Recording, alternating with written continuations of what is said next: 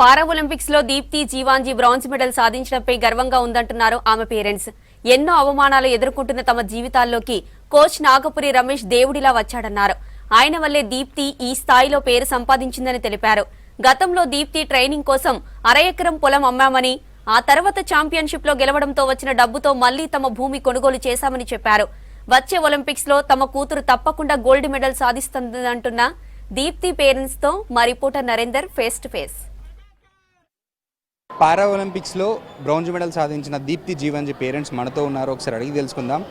ఒలింపిక్స్కి ముందు దీప్తి ఎవరు, ఒలింపిక్స్కి ముందు దీప్తి ఎలా ప్రాక్టీస్ చేసేది, ఎక్కడ ప్రాక్టీస్ చేసేది, ఇంట్లో సపోర్ట్ ఎలా ఉంది, బయట వాళ్ళు ఏమన్నారు, దాని గురించి అడిగి తెలుసుకుందాం.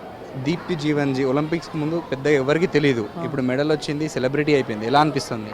మాకు చాలా సంతోషంగా ఉంది సార్, చాలా హ్యాపీగా ఉంది. మన ఇండియాకి ఒక గర్వకారణంగా ఫీల్ అవుతున్నాం. మన ఇండియాకి ఒక పేరు తెచ్చింది కదా. ఎక్కడ సార్ మీది ప్రాపర్, ఎక్కడ, ఏ ఊరు? మాది ప్రాపర్ వరంగల్ డిస్ట్రిక్ట్ కల్లెడ గ్రామం. ఏం చేస్తుంటారు? నేను పైప్ల కంపెనీలో చేస్తాను. ఓకే. దీప్తి గురించి చెప్పండి అమ్మ. మీరు దీప్తికి కొంచెం మెంటల్గా డిస్టర్బ్ అని అన్నారు కదా, ఏమైంది అసలు? చిన్నప్పుడు నుండి అలానే ఉండేనా, మధ్యలో ఏమన్నా? లేదు సార్, ఆమెకు కొంచెం చిన్నప్పుడు మాది మేనరికం వల్ల సార్. అయితే కొంచెం పుట్టినప్పుడు గ్రహణం మురి పట్టింది సార్. దానివల్ల మేము ఎందుకో హాస్పిటల్ తీసుకుపోయినాం సార్. తీసుకుపోయినాక కొంచెం తర్వాత సార్ ఆపరేషన్ చేయించాలి, సర్జరీ చేయించాలన్నారు. అన్నాక సార్ ఇంటికి వచ్చినాక పాప కొంచెం బాగా ధూమ్ చేసేది. ధూమ్ ఎందుకు చేస్తుంది అని హాస్పిటల్ తీసుకుపోతే డాక్టర్స్ అన్నారు కదా మేనరికమా అని అడిగింది సార్. అయితే మేనరికమే అన్న. మేనరికం వల్ల కొంచెం తలకాయ చిన్నగా ఉన్నది, దానివల్ల కొంచెం పాప ధూమ్ చేస్తుంది. అక్కడ ఊర్లో ఎప్పటి వరకు చదువుకుంది దీప్తి? సెకండ్ ఇయర్ వరకు అక్కడే చదువుకున్నది సార్. అథ్లెటిక్స్లోకి ఎలా వచ్చింది మరి? 9th క్లాసులోనే ఫస్ట్ నుంచి సార్. ఆమె 4th క్లాస్ చదువుతున్నప్పుడు పీటీ వెంకటేశ్వరరావు సార్ అని ఆయన గుర్తించారు సార్. ప్రతి జెండా వందనానికి ఆమె బాగా పరిగెత్తేది సార్. అయితే దానివల్ల అరే దీప్తి బాగా పరిగెడుతుందని ఎప్పుడైనా సరే ఆమె సార్ అనేది కదా. ఒకరోజు వరంగల్ పోయింది, అక్క వరంగల్ పోయింది, స్పోర్ట్స్ ఆట రన్నింగ్ చేయడానికి పోయిందని పిల్లలు అంటారు. అయ్యో ఇంకా రాలే, లాస్ట్ బస్సు వస్తుంది 9:30 బస్సుకు. ఇట్లా చిన్నపిల్ల సార్ మెడలు పట్టుకొని ఇట్లా వస్తుంది. ఏంది నాన్న అంటే, నేను అక్కడ గెలిచినామా, నాకు మెడలు ఇచ్చిండ్లు అనగానే వాము నీకు మెడలు ఇచ్చిండ్లా తల్లి అని మేము అందరం సంతోషపడ్డాం. అయినా సరే ఇట్నే ఇక పోతాంది చేతగా ధూమ్ మాత్రం బాగా చేసేది, మస్తు ధూమ్ చేసేది. చెట్లు ఎక్కుడు అవి ఇవి బాగా ధూమ్ చేసేది. 7th క్లాస్ అయింది. 7th క్లాస్ అయినాక ఖమ్మంలో national meet first time sir ఆమె పరిగెత్తుడు. అయితే పోతా అంటే పరిగెత్తి ఫాస్ట్గా వెళ్ళింది. నాగపూర్ రమేష్ సార్ ఇక్కడ పిల్లల్ని తీసుకొని అక్కడికి వచ్చిండు అన్నట్టు. సార్ చూసి అరే ఈ పాప ఇంత పరిగెడుతుంది, అసలు షూ లేదు ఏం లేదు, ఇది ఏమాట అనుకుంటానని సార్ చూసేసరికి సారు ఇవన్నీ ఎవరు తీసుకొచ్చిందని అని ఇట్లా చేయబట్టుకొని అడిగినట్టు సార్. రమేష్ సార్ మీరు హైదరాబాద్కి రమ్మన్నప్పుడు మీరు పంపించలేదంటే కదా, వద్దు మేము హైదరాబాద్ పంపమన్నా. అదే చెప్తాను సార్. అయితే సార్ పీటీ సార్ని అడిగినాక అమ్మాయి షూ లేదు, ఇంత స్పోర్ట్స్ నువ్వు ఎట్లా తీసుకొచ్చినా షూ లేకుంటాను సార్ ఆ వెంకటేశ్వర్ల సార్ని అడగడం జరిగింది. అంతలోపే సార్ రమేష్ సార్ ఇక్కడికి రావాలి ఈమె ఎక్కడ అని అక్కడి నుంచి ఆరాధీసి, వరంగల్ నుంచి ఆరాధీసి మాకు ఫోన్లు చేయడం మొదలుపెట్టిండ్రు.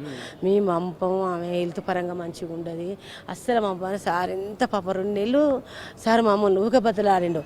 వేరే ఎవరు వరంగల్ నుండి ఒకసారి ఫోన్ చేసి అమ్మ లక్ష్మి వస్తా అంటే తడకడ్డం పెట్టుకుంటానమ్మా, మీరు రెడీ చేసి ఆమెను పంపించాలి, ఆమె ఏందనుకుంటానమ్మా పెద్ద అదే అవుతుంది అంటే మేము పంపిస్తాం. అక్కడ చన్నీళ్ళు పోసుకోవాలి హాస్టల్లో, ఆడుల్లో బోడుల్లో 2 ఆడపిల్లలైనా మేము ఎట్నో కూల్ చేసుకొనైనా మేము సాదుకుంటాం అని అన్న కూడా సార్ పట్టుబట్టిండు.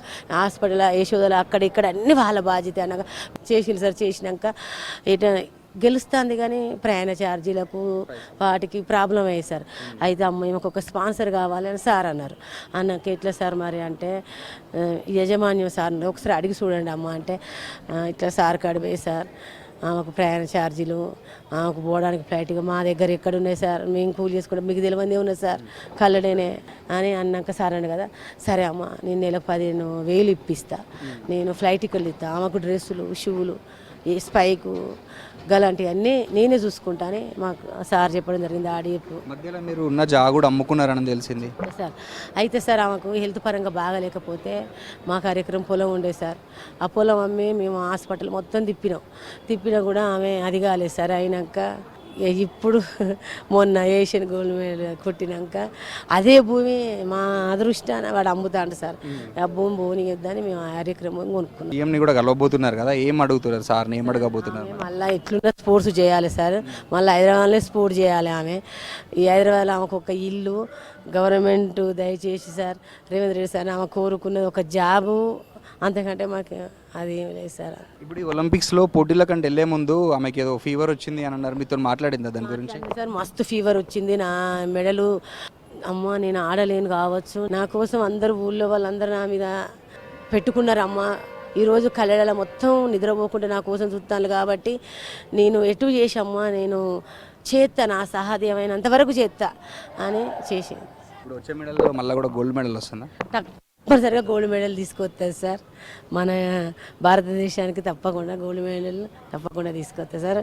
అందరు కోచ్ల వల్ల, స్పోర్ట్స్ అథారిటీ, ప్యార వాళ్ళు అందరూ మళ్ళీ ఆమెకు ప్రోత్సహిస్తే మళ్ళీ ఎట్టు చేసి గోల్డ్ మెడల్ తీసుకొస్తుంది. ఇది దీప్తి పేరెంట్స్ చెప్పేది. ఇప్పటి వరకు ఎన్నో కష్టాలను అనుభవించి కష్టాలను ఎదుర్కొని ఈ స్థాయికి వచ్చినాము. ఇప్పుడైనా కొంచెం గవర్నమెంట్ నుంచి ఒక ఇల్లు కానీ గవర్నమెంట్ ఉద్యోగం కానీ ఇస్తే తమకి మంచి హెల్ప్ అవుతుంది. నెక్స్ట్ టైం జరగబోయే ఒలింపిక్స్లో కూడా గోల్డ్ మెడల్ తీసుకొస్తుందని ధీమా వ్యక్తం చేస్తున్నారు.